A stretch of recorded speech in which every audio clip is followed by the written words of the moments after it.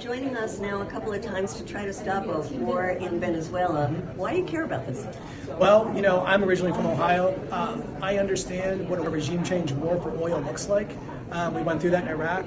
We've been at war ever since Iraq in the Middle East. I think people should really think critically about, the idea of fentanyl in the middle of the country, being from the middle of the country, when the middle of the country was deindustrialized, it was then hit with the opioid crisis, it was hit with the foreclosure crisis in 2008.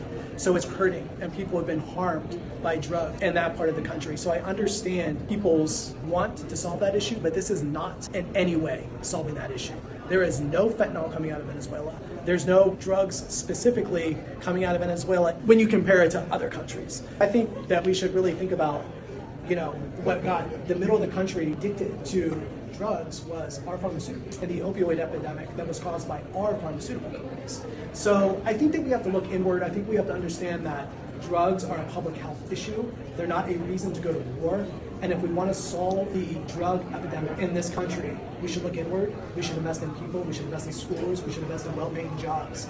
And we shouldn't allow in this country to completely manipulate us to fight wars so that the wealthy can get wealthier, because it just makes the poor poor. And I wonder if Congress people understand the internal dynamics of Venezuela and the idea that there are proud Venezuelans who sovereignty is very important to them.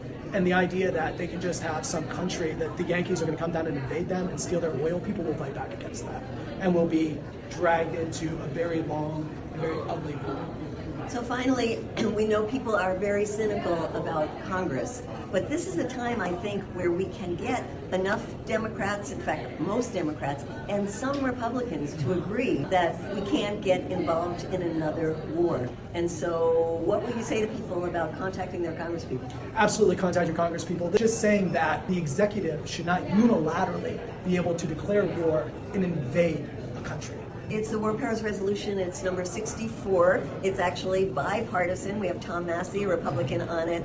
And this is a way to try to send the message to the Trump administration that the majority of people, as we see in the opinion polls, are against war. It's illegal for the administration to be doing the blowing up of boats, and totally illegal if they start going into Venezuela itself. Now is the time to stop it. I will just say to all the MAGA people out there, this is not what Donald Trump ran on. This is the exact opposite of what Donald Trump ran on. So please, MAGA people, contact your representative and make sure they're strong on making sure that Congress retains its power to stop war.